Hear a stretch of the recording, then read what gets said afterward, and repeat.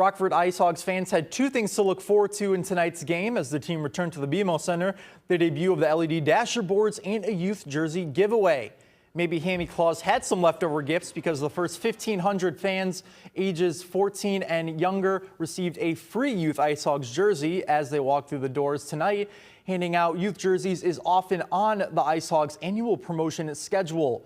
Those who got a jersey were decked out to see the ice wrapped with some in-game graphics like the BMO has never seen before.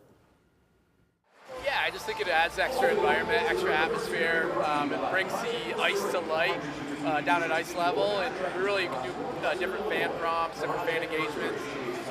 Just creates a little more excitement.